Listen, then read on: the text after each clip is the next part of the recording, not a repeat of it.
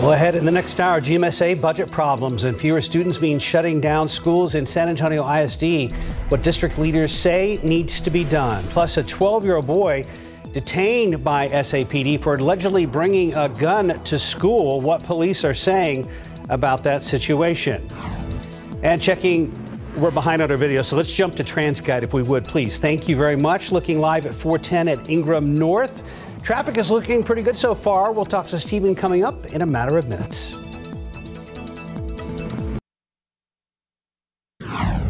Right now on GMSA, we told you about a San Antonio parent's worst nightmare, a girl seeing a phone's camera pointed at her in a dressing room. Why her parents are still searching for justice 1 month later. Plus, this is by far the most dangerous drug I've ever seen.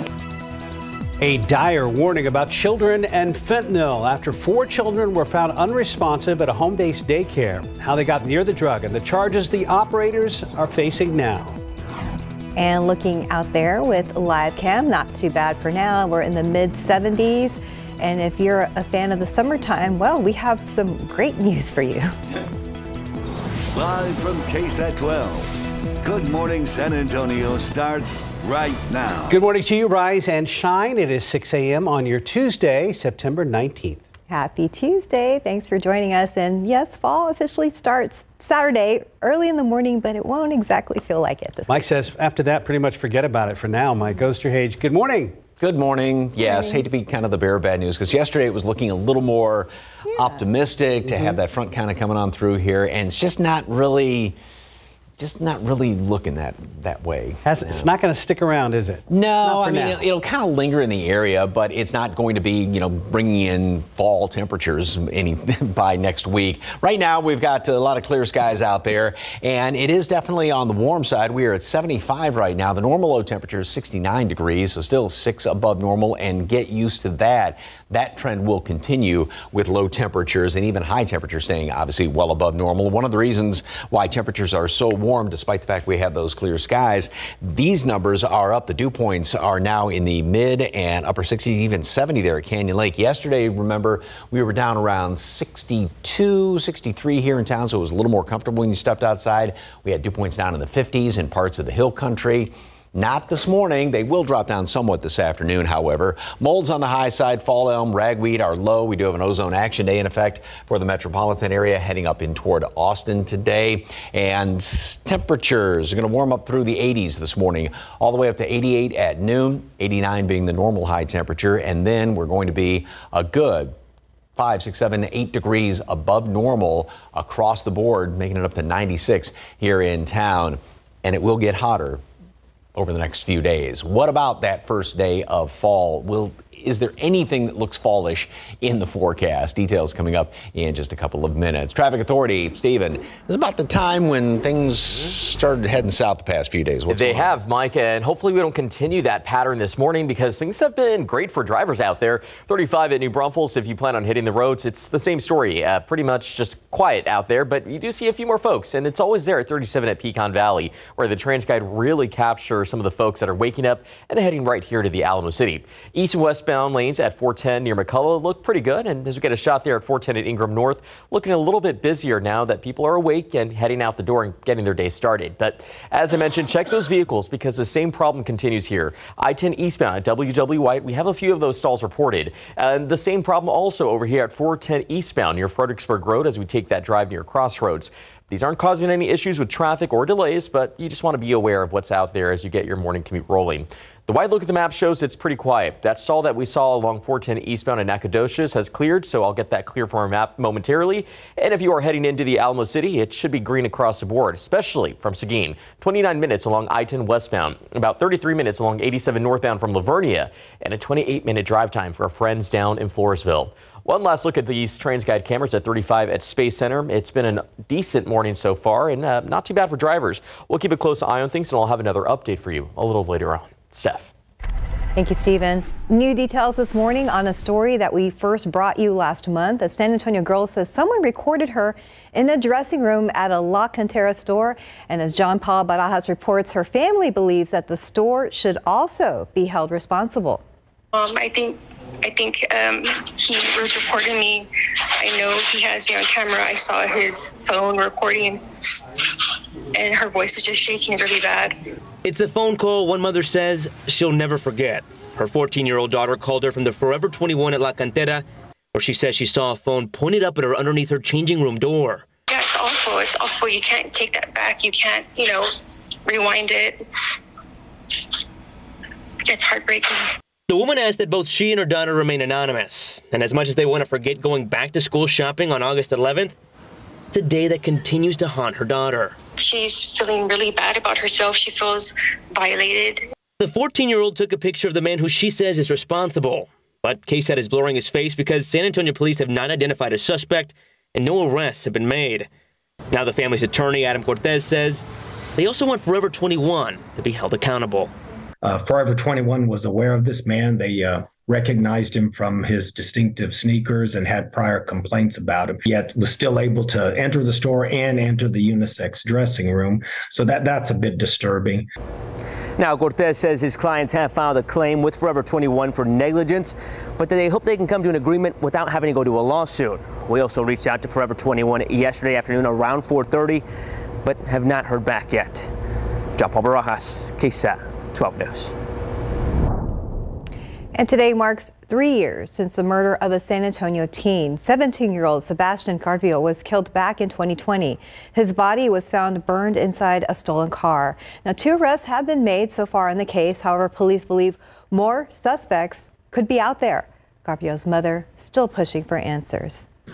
I have a purpose. Sebastian and I have a purpose, and our purpose is to get all these individuals accountable for their actions. And you are asked to call Crime Stoppers if you have any information. That number is 210-224-STOP. Happening today, the San Antonio Police Department Bomb Squad will be conducting training exercises. SAPD says you may hear the detonations, but there's no need to be alarmed. The exercises will take place between noon and 4 today at the SAPD Training Academy. That's off Southeast Loop 410 near Pleasanton Road. SAPD says there will be several detonations. In the morning headlines, a disturbing story from New York City shining a spotlight on the immense toll that the fentanyl crisis is taking on our country. This time, a little boy died from exposure at a daycare. As ABC's Andrew Dimbert tells us, police officers, doctors, and community activists are trying to raise awareness about how quickly this drug can kill. This morning, a dire warning about children and fentanyl. This is by far the most dangerous drug I've ever seen. It's extremely, extremely potent. Just days after 4 children were found unresponsive at this home-based daycare in New York, all were taken to the hospital and treated with Narcan, an opioid reversal drug. 3 survived, but 1-year-old Nicholas could not be revived. The boy's father says the family has been given no answers as to how the overdose happened. Police say they found a kilogram of fentanyl in the hall and traces of the drug near where the children had eaten lunch and beneath their sleeping mats. Police have arrested the daycare operator and her husband's cousin. Both are charged with murder. They say her husband fled the scene. A tenth of the size of a fingernail can kill an adult. So imagine what it could do to a child. Pediatric deaths from opioids are skyrocketing. In 2018, 381 children died of opioid poisoning. In 2021, that number more than quadrupled nationwide. Unfortunately, we have seen cases involving kids in our emergency department. The real risk is ingestion, but as you know, kids walk around and are curious, and then they put their hands in their mouths. And drugs from marijuana to heroin are being laced with fentanyl. And then there's these. Colorful fentanyl pills, a sign drug dealers are now targeting younger buyers. A recent study found in most child exposure cases, the victims orally ingested the substance rather than touching or inhaling it from the air. Andrew Dimbert, ABC News, New York. And here at KSAT, we are following fentanyl stories closely. If you can scan this QR code on your screen right now, it will take you to our Fighting Fentanyl tab on our KSAT.com. There we have a collection of stories about fentanyl, including how you can get free Narcan sent to your home and help someone who is addicted. Gas prices have hit a new high for 2023. According to AAA, the average price for a gallon of gas is now $3.88. Analysts tell ABC News this is because of a combination of things like extremely high demand, but those same analysts think prices will drop as companies switch over to less expensive winter grades of gasoline. So how bad is it here in Bexar County? AAA reports the average price per gallon is $3.51, 7 cents higher than the statewide average, which is still considerably cheaper than the national average of $3.88. Well, time now, 6:09 and 74 degrees for now. Still to come on GMSA, the cost of using X could go up. Why Elon Musk says he could soon start charging people to use what most of us still call Twitter before 6:30. And after the break, Hunger Action Month is underway and the Mission San Juan Farm is working to feed our community. How you can get involved in just moments. Outside with Live Cam, if you're just now waking up or tuning in to KSAT 12, taking a live look at 410, waiting for the sun to come up on this Tuesday morning. You're watching Good Morning San Antonio. 6:13, Hunger Action Month is underway and Mission San Juan Farm is working to feed the community. The historic farm is located on the south side of San Antonio, and last year they produced about 300,000 pounds of food. And a lot of that food goes to the San Antonio Food Bank. So once it's there, the food is used to help feed people across our community. For us, Hunger Action Month, which is all throughout September, is a critical time for the community to really pitch in and get involved. Now, the farm is always accepting volunteers to help with the process of gathering the food they grow. Volunteer days during the fall are every other weekend. KSAT Community partnering with San Antonio Food Bank to help end hunger during Hunger Action Month. Join us for our KSAT Community Town Hall. That's this Friday, September 22nd. We're going to speak with leaders from the food bank and learn how anyone can give back. We'll be live streaming the town hall on KSAT.com from 2:30 to 3:30 Friday afternoon. Hey, looking ahead, work is underway to help local angels have a very Merry Christmas. Registration now open for Salvation Army's 2023 Angel Tree program. Parents and guardians who want to sign their children, listen up. You must go online at salvationarmysatx.org. And registration is every day from 9 a.m. until 5 p.m. That's until next Friday, September 29th, or until all the slots have been filled. In order to register, parents must provide a current photo ID, proof of guardianship that has the child's birth date on it, proof of residency, and proof of income. The Angel Tree program's goal is to have a gift under the tree for kids aged newborn through 12 years old.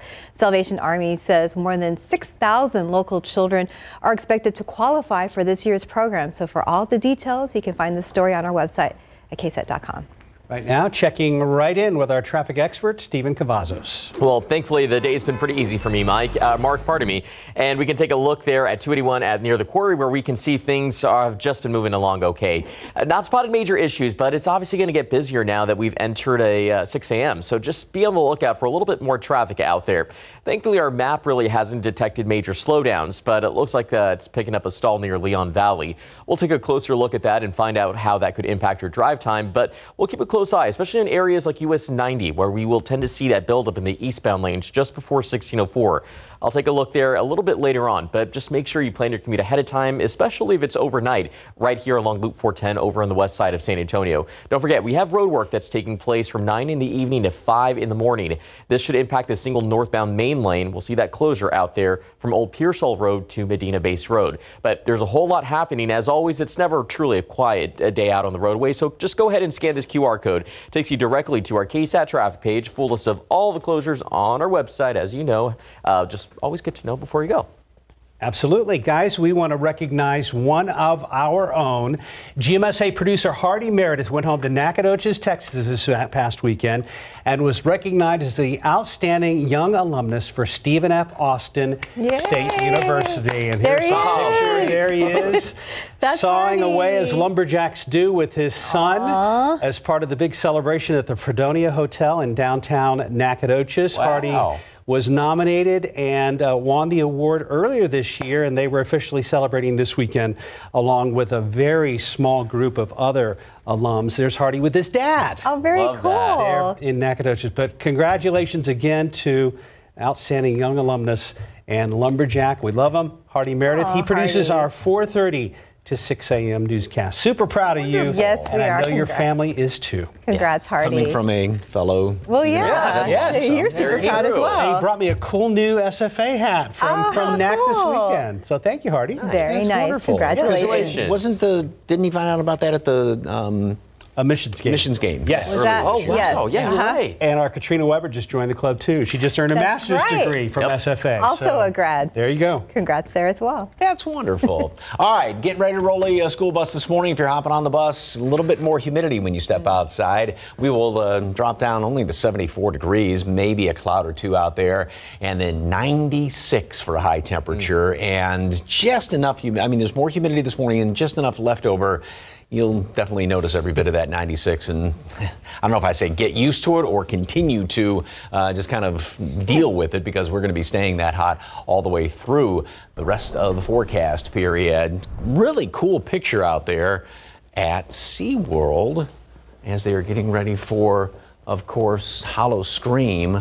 That's neat looking. That's a great shot. Thank you very much for the KSAT Connect picture. All right, we're not seeing the glow of the sunrise as of yet because it's still not popping over the horizon for about another hour. All right, here's Climate Prediction Center, 6 to 10 day outlook. This is a little encouraging that it would be leaning perhaps better than what would be expected normal precipitation going into next week. So there will be a little bit of it out there. Temperatures, though, are still going to be staying, though, on the warm side of things, or at least leaning that direction. Odds of being above normal going in through next week. And then as we go into the latter part of the week, as well as the 1st of October, you can see that, well, maybe normal precipitation, but still leaning toward the warm side of things. Yesterday, we did hit 95 for a high temperature, and even a couple of triple digits down around Pleasanton yesterday.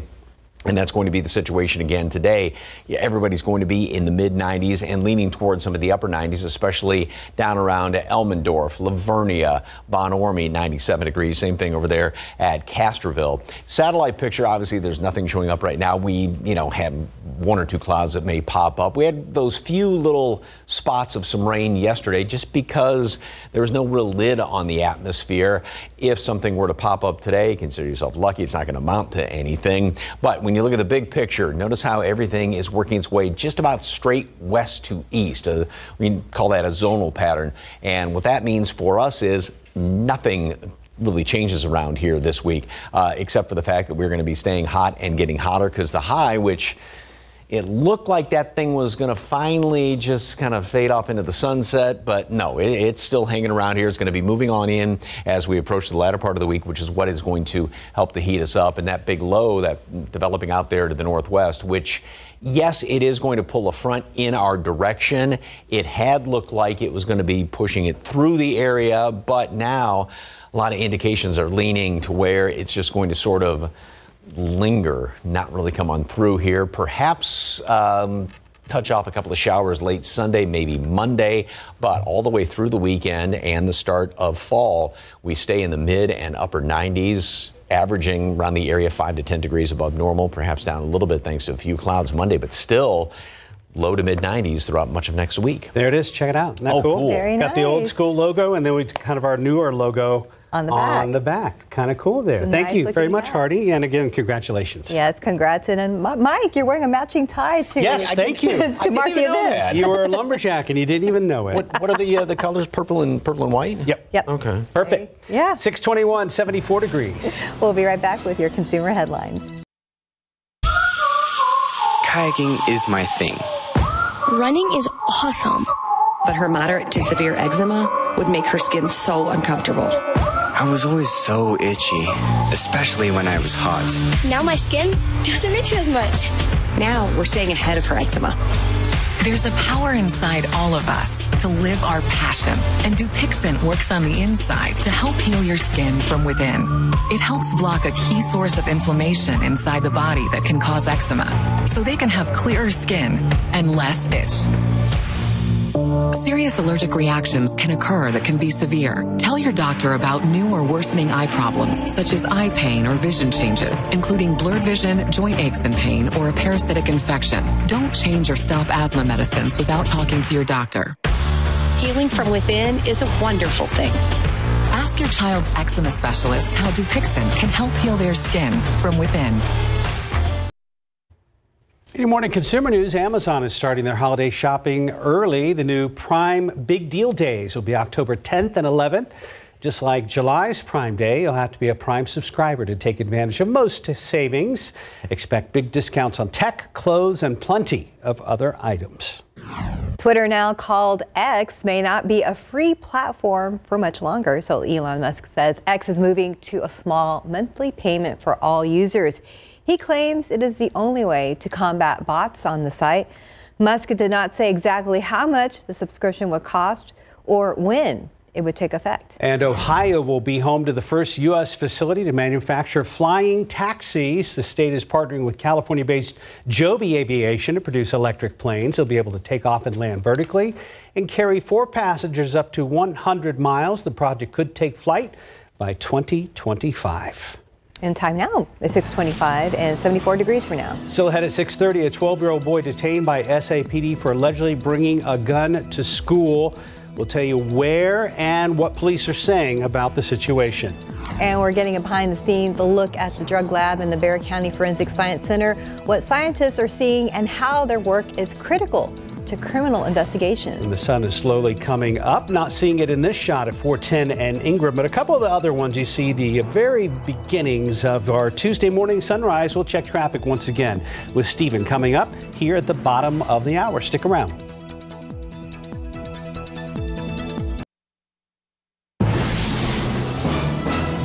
Now at 6:30, a brutal attack on the southwest side of town. What police say happened after a man went into a home with a machete.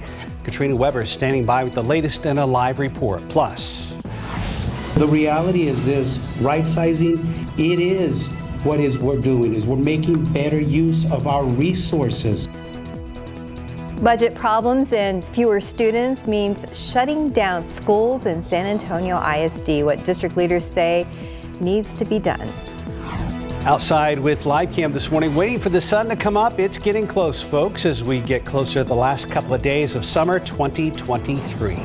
That's right. Good morning. It is 6:30. Tuesday, September 19th. We're waiting for the sun to come up, and we're still waiting for fall. For it to feel like fall, at least. That's right. Saturday, we can still say happy fall, y'all, but Mike Ostrade said that cool front that was on tap for next week is now a wash.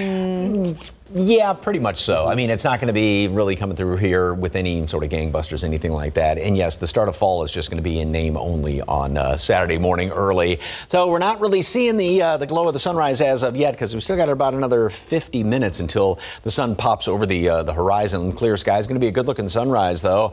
We're at 75 degrees right now, and we may drop another degree or so in the next few hours. Dew points up to 68. Yesterday at this time, it was down around 62, 63 here in town. So we do have more moisture in the atmosphere. You can kind of feel it when you step outside this morning. It's not as pleasant as what it was yesterday. Even in the hill country, remember we had those dew points in the 50s. Now they're up into the 60s, and that's holding temperatures up. So upper 60s to mid 70s on average around the area. Here again are those dew points that are a good, again, 5, almost 10 degrees higher than what it was at this time yesterday.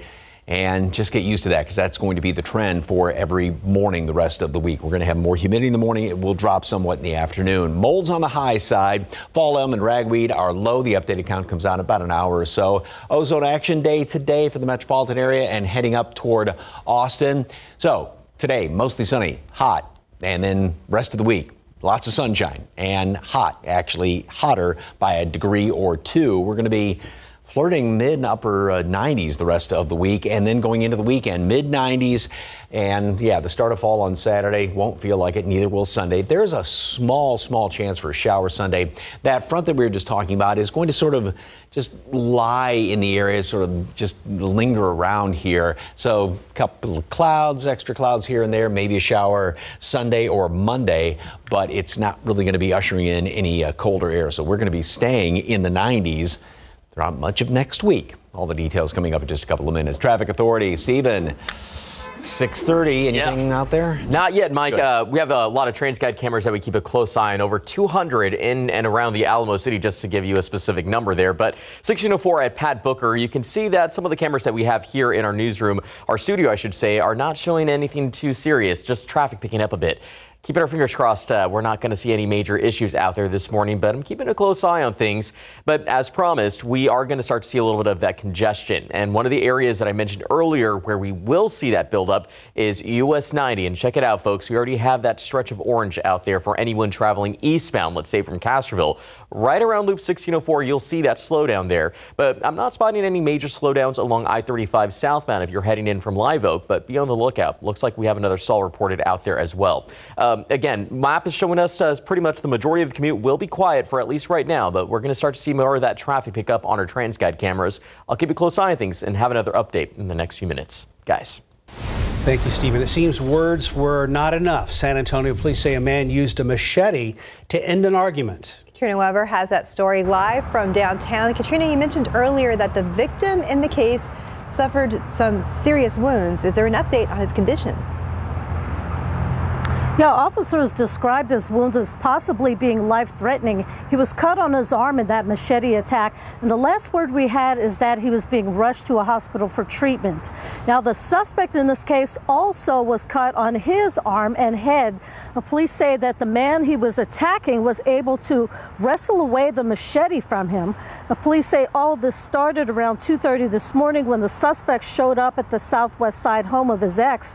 It's on a street called Pitluck Avenue near Palo Alto Road.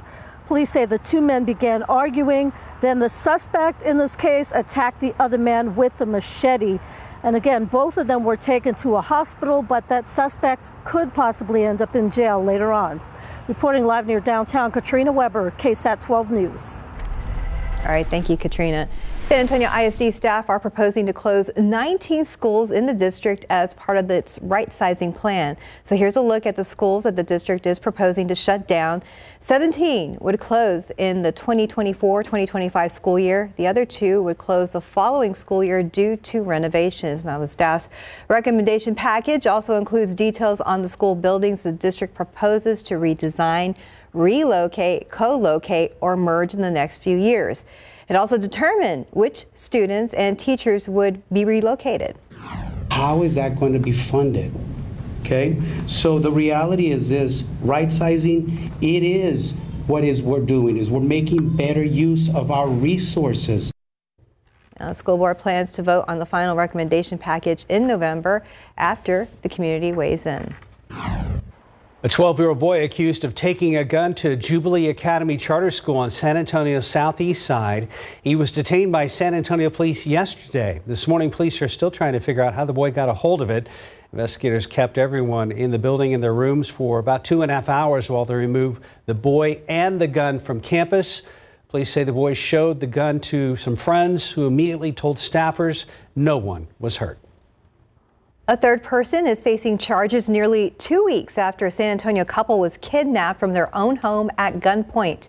Rafael Resendez is facing aggravated kidnapping charges in that September 6th kidnapping. The day after it happened, that couple was found and reunited with their family. Police say a fourth suspect is still out there. However, investigators are not saying why they think the couple was taken. Narcotics make their way in and out of the Bexar County Forensic Science Center every day, and it's the job of these scientists to identify these drugs for criminal investigations. KSAT went inside the drug lab at the Forensic Center to get an up-close look at their work. Each one of these analysts gets about 30 cases a week. Marijuana, meth, and cocaine are the samples they see the most. They've also noticed more counterfeit pills, most of which test positive for fentanyl. What look like oxycodone pills are actually counterfeit and they contain fentanyl. We're not, doing murder trials or anything, but we're finding and helping to help our community. To read more about the work they do on our website, just head to ksat.com and look for this story. Before we go to break, San Antonio River Authority trying to restore 11 miles of West Side creekways. And tonight you have another chance to learn more about that project. The SA River Authority and several other partners are hosting a series of sessions. So this is video from last night's session coming up. The goal is to let people know about the progress being made on those creekways. When folks come to one of our public meetings this week, they're going to hear from us, the San Antonio River Authority, they're going to hear from the Corps of Engineers, our partner, and they're going to hear about the project and where it's at. It's a chance for the public to weigh in before the project gets too far along. If you want to get involved in the discussions, there are several more meetings left. We have them listed for you on our website right now at ksat.com. Okay, 637, 74 degrees. And here's Sarah Costa with what's coming up next on GMSA. It's time to spruce up your gardens for the fall. I'm Sarah Acosta. Coming up, we show you how to make a homemade trellis for your climbing plants, and this one will cost you probably under $10.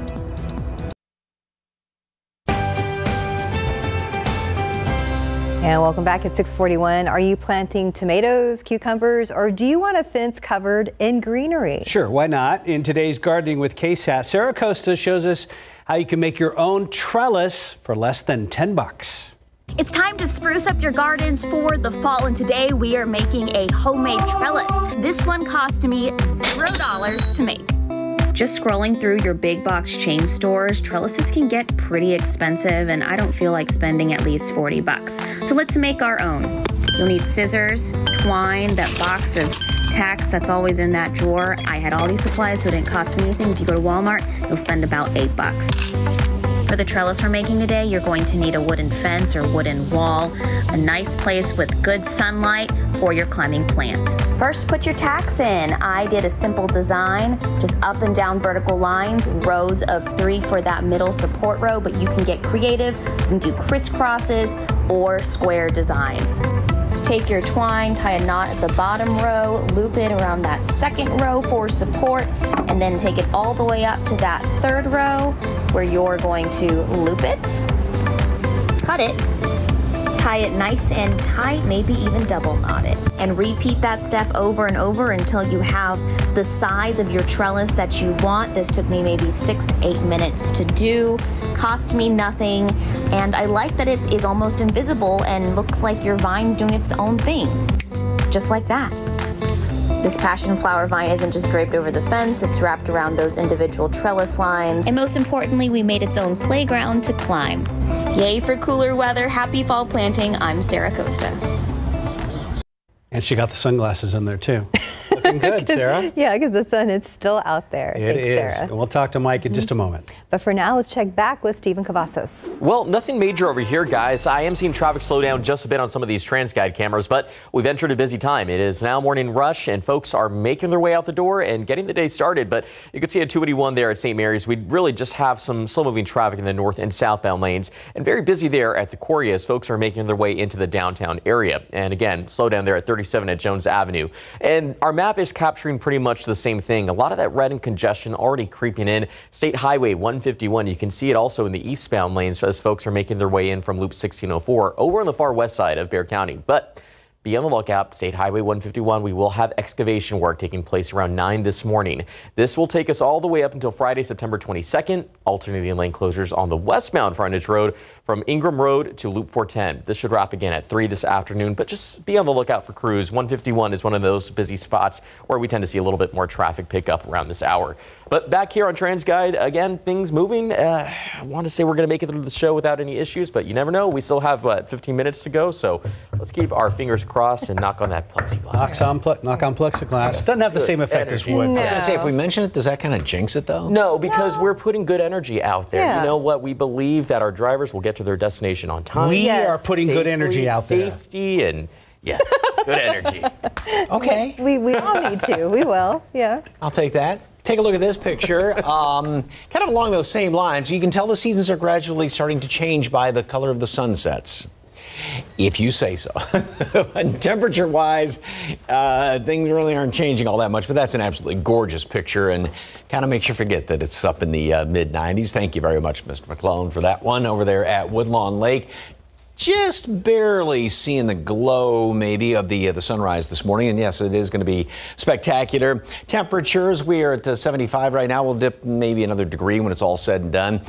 Cloud here or there. That's going to be about it. We'll make it up to the upper 80s at noon. The normal high, I keep pointing out, is 89. So once again, we're going to be at our average normal high temperature at noon and early afternoon. Then we continue to warm up into the 90s, through the 90s from there, and up to 96 for a high temperature today. So 7 degrees above normal. That's the trend all week long, averaging across the board, across the area, 5-10 degrees above where it should be this time of year. We've got some humidity out there this morning that will be dropping down slightly by the afternoon. It's going to be kind of an active day up to the north of us, and you can see how everything is moving straight west to east. That's that, I keep pointing out that zonal air pattern, which when you have that, you don't really get any big changes, which is what we are going to be seeing around here. Is nothing that's going to be changing. Still very hot in the afternoons, and temperatures are going to be averaging, like I said, 5 to 10 degrees above normal. So here's the computer model, and keep in mind with that kind of zonal pattern, yes, we will get some fluctuations, but there's not anything really pushing anything down in our direction, which is why there's a big question as to how far that front actually makes it through here. Here's one long-range computer model that really doesn't do much of anything. A couple of extra clouds around here on Monday, but notice how this really doesn't scare up anything as far as any rain. Then here's a different long-range computer model. This one is trying to be a little more aggressive as far as the front, trying to move on through here. Maybe a shower or two on Sunday, perhaps then on Monday, but again, this one is, I think, a little too anxious to get that front moving on through here. It does have those few showers around on Monday. This, like I said, computer model is also trying to get us with those cooler temperatures, but it's just not looking like it's leaning that way. It's kind of putting my money on the other model, which keeps us, unfortunately, on the warmer side. We'll stay very hot through the week, in through the weekend for the first couple of days of fall officially, which it begins early Saturday morning. Monday down to 92 degrees, a couple of extra clouds around here. But like I said, things are leaning now towards staying in the low to mid 90s throughout much of next week. So it just doesn't look like this front really has anything to really give it that good shove coming on through here. So it just sort of lingers. It's not that powerful, not this time. No, not this time. All right, thank you, Mike. Thank you, Mike. 647, 74 degrees. All right, let's look out there with live cam. Yes, another warm week, but right now, wow, really pretty out there and 74 degrees. Take a step outside and enjoy that view. We'll be right back.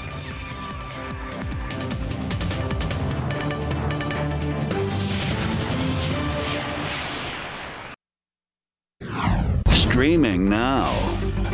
We're about $500 to $600 a month on water usage. Their water bill more than doubled from one month to the next after a pipe sprung a leak. We had a break. The ground movement happens all over San Antonio. A few weeks later, we get a bill in the mail for 1 million gallons of water, $15,580. That's just ridiculous. They've been bullying us, intimidating us. Now SAWS says it's time to pay up or have the water shut off.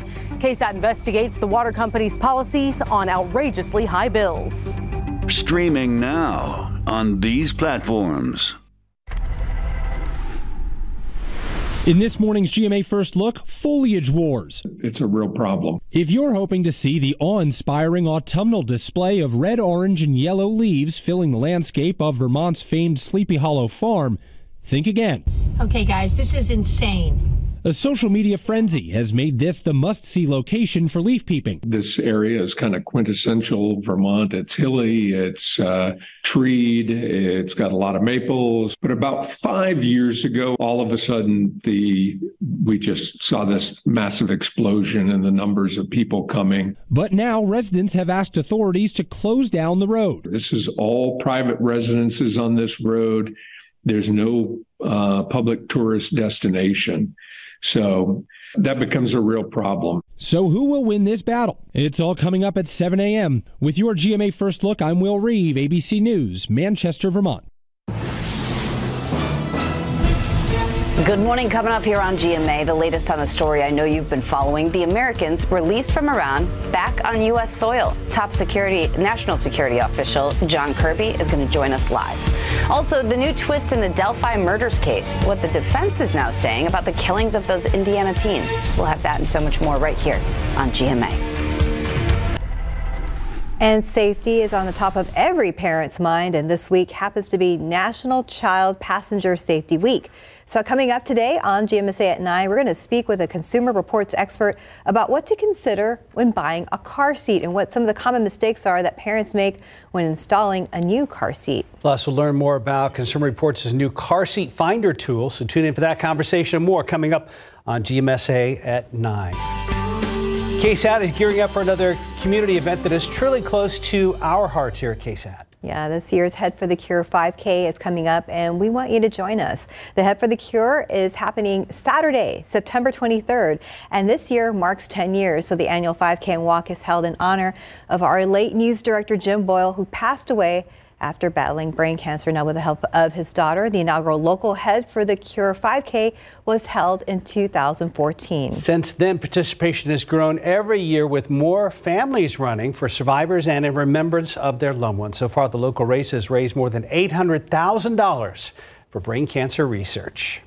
Now, the race starts at 8 in the morning, again, September 23rd, at Providence Catholic School, which is located at 1215 North St. Mary Street. That's right across from us here at KSAT. And right now, if you register, you can receive $5 off your registration fee by entering the promo code right there on your screen, KSAT. Have you run almost every one of these so far? All of them. All of them? All of them, yeah, since 2014, every year. And she won't brag, but I think she wins her age group almost every year, too. I know. Watch me not do it this year, though. Every year I get a little slower. I don't want to jinx it, but good luck keeping up with Steph this year, too. Oh, thank you.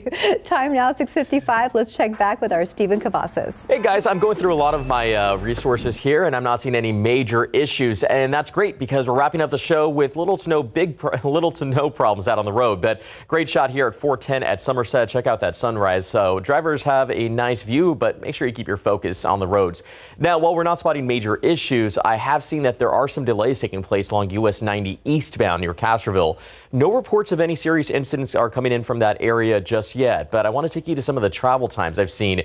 Right now, we're taking a look at about an hour drive time for anyone heading in from Castroville. I know there's a lot of overnight work that was taking place along 90 that should have wrapped in. Didn't see any other delays, Mike, but I'll have to keep a close eye on that throughout the morning. All right, and keep a close eye on the sunrise. Grab your sunglasses because it's going to be bright out there looking off to the east. And we've got temperatures still hovering at 75 degrees, a little more humidity than what we had around here yesterday. Upper 60s in parts of the hill country. We'll already be up to our average normal temperature just after noon, and then we top off at 96 today. And it's going to be staying pretty darn hot to officially finish up summer. Fall begins early Saturday morning in name only. We stay in the mid-90s all weekend long and just low 90s by the first of next week. It'd be better if that leaf just burst into flames on Saturday. Happy fall. May. Let's see at 9.